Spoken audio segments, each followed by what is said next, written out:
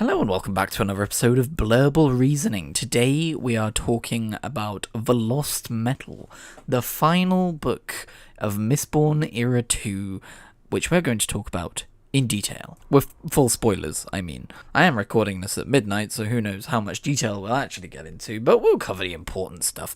The Lost Metal is the book where or I guess I should say most of the plots and aspects of Era 2 finally coalesce and we get the big world-ending plot of this alien god directing her followers to either take control of Elendel by destroying it and rolling in its ashes, or by marching her own army in and destroying the world itself. I assume because hemalurgy is scary to the Cosmere, as keeps being alluded to in Ars Arcanum. And I've got to say, that's a plotline I really enjoy. The idea of, like, this outside influence, this god of another world wanting to invade, and us being, or I guess the Scadrians being technologically less advanced and having to scramble to try and keep up and stop the plot. And how that ties in with the pre-established lore of the way the magic systems work and the way that the different elements of the world interact with each other. And honestly, I'm happy to admit at this point, the complexity of the various ways of the various combinations of the various powers working together, it's escalated beyond my kind of understanding, and I don't hate that. I talked about in the previous book how they talked about how the airship worked, right? The Malwish airships from the southern continent, and it was a little beyond me, probably because I might not have been giving that description my full attention while it was playing in the audiobook. I could always go back and listen to it and study it and probably understand it, but just as far as like instantly grasping it, we're past that point in the magic system now. But it's okay because I trust that it does all fit together and work as it's supposed to, and I actually delight in the idea of being able to sit down and study it and think, wait, how would that work? Wait, why did that cause that effect?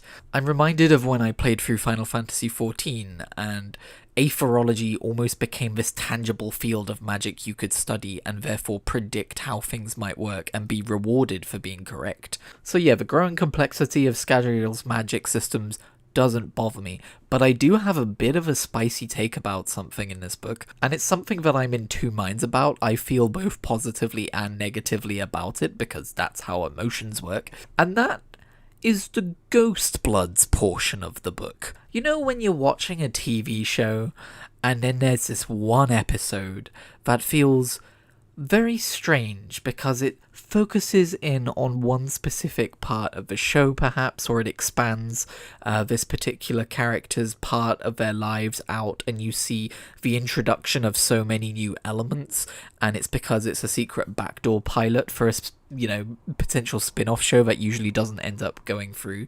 That's kind of what the Ghost Bloods portion of this book felt like to me, and maybe it doesn't help that we know that Era 3 is named Ghost Bloods, so we would assume that the continued adventures of Kelsia's Ghost Bloods are what that era is going to be about. Maybe if I didn't know that ahead of time, I wouldn't be feeling this way quite so strongly, but I think I still would have felt this way, because the issue with the Ghost Bloods is that, yes, they are fascinating as these, elements from other parts of the Cosmere. They are a shadow organization of world hoppers from beyond Scadrial, who I guess have been gathered by Kelsia to act on behalf of Scadrial and try and protect it, right? And because of that, we get cameos from other worlds. One would assume in terms of characters that I just haven't met yet in their own worlds, but also in terms of magic systems, like we see the wizard Skype orbs, the Aeons from Elantris in use. And I did regret not reading The Emperor's Soul, because I understand that that's about somehow using the Elantris magic system, I think. I might be wrong on that, to rewrite the past. And that's what one of the character's abilities was. I believe Moonlight was her name. By the way, I love that there's a character called Codenames, short for Codenames Are Dumb. That's a fantastic codename. But yeah, there was also a bunch of other powers that we haven't seen, or I guess I'm assuming might be being introduced for the first time, like the Rosite powers that Twin Soul had, right? I don't know if that is from another novel. Don't tell me if it is. I will eventually get to it and find out, and in its own blurble reasoning, I will likely tell you, oh, I was surprised to find the use of Rosite magic, or, I think that was called Aether magic, wasn't it? And all this stuff is cool. I enjoyed it. I'm fascinated by it.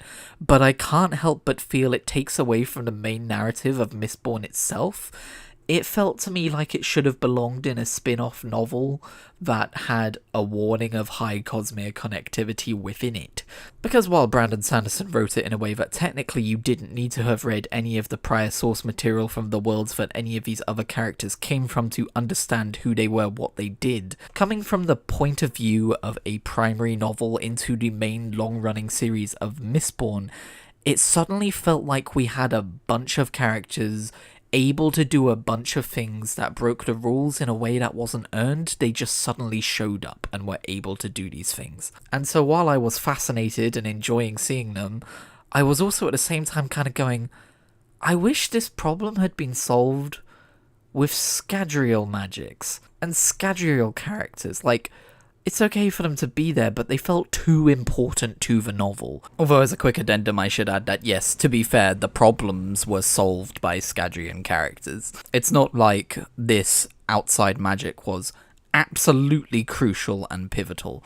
It was just featured a bit more strongly than maybe felt right? I don't know. And yeah, like I said with the Emperor's Soul, I did feel like I was missing out, not understanding the reference as to who a particular character was. And there were so many times in this novel when a character was kind of name dropped and I was like, okay, is that important for future Mistborn lore, or is that a reference to previously established Cosmere lore? Unfortunately, it did take me out of it a bit, and now I'm a little concerned for Mistborn Era 3, because if it's outright named Ghost Bloods, I assume it's going to be leaning even more heavily into this high Cosmere connectivity style.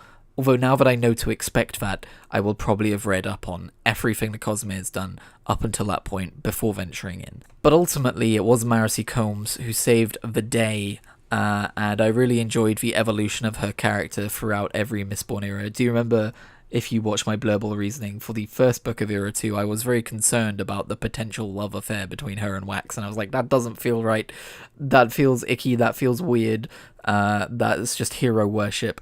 And by the end of this book, and a few books before as well, to be fair, we have a Marcy Combs who is a hero in her own right, and is not worshipping anyone else. And yes, while we're talking about characters and relationships, I continued to appreciate Steris so much. Steris is probably one of my favourite Cosmere characters of all time at this point. Steris kicks ass. She gets my neurodivergent stamp of approval. I haven't talked about the big gut punch of this story yet, have I? The thing that I'm gonna take a while to emotionally recover from. Which is Wayne. Oh, Wayne. Wayne goes through it in this book, and if I'm honest, up until this book, I was thinking, for a series called Wax and Wayne, it sure feels like Wax is the protagonist, and Wayne is just kinda there. And this book very much addresses that by making Wayne the hero, like, explicitly within the narrative they talk about that. And we address Wayne's low self-esteem, which gets even lower after, unfortunately, his relationship with Milan ends. And yes, as someone who wanted more heartfelt moments between Wax and Wayne, I absolutely loved the pub scene where Wax sat Wayne down and talked him through how he was feeling and, presumptions that he held about himself and stuff like that. I think out of the 4 books, this was probably the one where the friendship between Wax and Wayne felt the strongest, and I really just lapped that up. I love that in the end, with Wayne doing his final hero moment of setting off the bomb and containing it in that way he did, which kind of eluded me, if I'm being honest. He also gets to talk to Harmony, to Sazed, and Sazed's like, I didn't realize you would be so important, I'm sorry. And I think, honestly, my favourite interaction in this entire era, maybe this entire series so far, is probably when Wayne said, I'm the best you got, that's depressing. And Sazed says, Wayne, you aren't the best I could do, you're the best there is, and no being, neither god nor mortal, could have wished for one such as you. Like, that's just goddamn sweet, man. Because that line delivered by God to that person at that low point, like, oh, that's a hell of a thing to hear. Because another moment I really loved in this book, when we were exploring Wayne's low self-esteem, when he was facing off against the woman who had been made as like a dark inverse of him to be better than him, and he's talking about how she shouldn't want to be him, and he quote unquote adopts a different accent and starts talking about like how much of a bad person he is. And how she shouldn't want to be anything like him. And in my headcanon, that's his real voice, and he only ever uses it there. And this might be an audiobook thing with Michael Kramer's phenomenal performance, again, by the way, especially for Wayne and all of his accents, good lord. Wayne really comes alive in the audiobook, and that scene absolutely stands out in that version. But yeah, this book very much continued to set up future Mistborn eras. I think there's probably going to be some conflict with the Malwish in the southern continent and all that stuff, either by Era 3 or in Era 3. It's interesting that the main overarching antagonist of Era 2 was this alien god who wanted to invade the world. It's like, where do you take that for Era 3, especially if we're calling it Ghost Bloods, right? Like, is it going to be a smaller scale story if we're going to then focus on the hostilities between the Malwish and the Basin? Or are we going to bring other gods in? Like Harmony mentioned the idea that, or it might have been Kelsier who said it, that the rest of the Cosmere is kind of turning towards Scadrial and paying attention to it for some reason. It's Hemalurgy. Hemalurgy is the reason. I'm guessing the way Hemalurgy might interact with other Cosmere magics might be a big deal in terms of stealing and amassing power. And by the way, I did take note of that one set agent talking about how they might be able to artificially manufacture spikes. They just need to code an investiture into it. I'm like, that sounds like computing. I see so much potential within allomancy, ferochemy, and specifically hemalurgy for a potential cyberpunk era, which Brandon Sanderson has offhandedly mentioned being tempted to do. And it's so fun to watch this world evolve and just constantly be projecting future uses for current magic systems into future eras, because I was doing that with Era 1. I was going, how would this work with guns and gunplay and bullets? And now I'm going, how would this work with, the way cyberpunk handles, body modification and stuff like that. And I guess the final thing we should probably talk about is the epilogues and the various things that have been hinted and the things we've seen and stuff like that. It was nice to get a POV from Kelsier's chapter, because seeing Kelsier from Maravi's POV very much felt like, yeah, it's him, but I don't really recognize him with the way Marasi's looking at him, if you know what I mean, with such reverence and all this. And by the way, I loved the culmination of Marasi's character growth being that she rejected the job offer for the Ghost Bloods. But yeah, it was really cool to see from Kelsier's point of view, just the distrust he has of Harmony. And I love that we get to see Harmony lie to Kelsier from Kelsier's point of view, and Kelsier believe him. And then later on, Harmony's like, would I lie to you? Because he lies to Kelsier about the fact that Wax was able to create a very small trace amount of Veracium, which is what is used to create Mistborn, right? Wax just casually splitting the fucking allomantic atom over here, by the way. And so it's very interesting, I think, that there's that very obvious distrust here between these eternal figures. I've been wondering how to refer to them as a group because, Sazed is a god, Kelsier is not. Kelsier, I guess, is kind of a demigod? I don't really know. I'll be interested to hear, a classification of the kind of being that Kelsier is. He's a weirdo. He's a guy who should probably have just passed on when he had the chance. Because, and I got this from Secret History as well, but also in this epilogue with Kelsier, I was getting, some major anti-hero vibes and even potential villain vibes in the future if he continues down this road of the way he's thinking and not trusting people. Because the whole point of Mistborn Era 1 with characterization was trust, and now he's not trusting people. He's keeping secrets from people. That's the whole reason Marasi didn't join the Ghost Bloods. And you have to wonder what centuries of learning about more Cosmere level stuff does to a person. For the first time, I really started to see Calcia as more of like this xenophobic military leader who's almost too paranoid to see the forest for the trees. And then we've got whatever's going on with Harmony and this dark half part of himself in his own shadow, which I'm guessing is probably Preservation and Ruin trying to separate after being forced to be held together for so long. But it could be something else that's been hinted at in other Cosmo books and I wouldn't know. I will get to it. But I think that's obviously going to be a plotline in the future. But yeah, I was assuming that Harmony's growing indecision and unreliability was a result of him being attacked by, autonomy, but it seems that that is not the case, and that is very interesting. I believe it was mentioned in... okay, we're getting to theory crafting time, everyone. Put on your tinfoil hats. I believed it was mentioned in passing at some point by someone that the longer someone holds onto a shard, the more one's personality shifts to adapt to that shard. So I think it would stand to reason if you hold the two shards of Preservation and Ruin, then those conflicting ideas are going to make you more indecisive and hesitant to act. I think Era 3 will deal with the ramifications of the long-term holding of two conflicting powers. Let's also not forget Marsh, who, by the way, had an addendum in the Ars Arcanum where someone was referring to the fact that people around the Cosmere seem to be talking about him, and how Wax isn't entirely convinced when he brushes off his lack of presence being I was just manipulating emotional allomancy so that people wouldn't realize I was there, and Wax is like, that doesn't seem to add up. I think I know of a kind of magic that he might be using to do that. I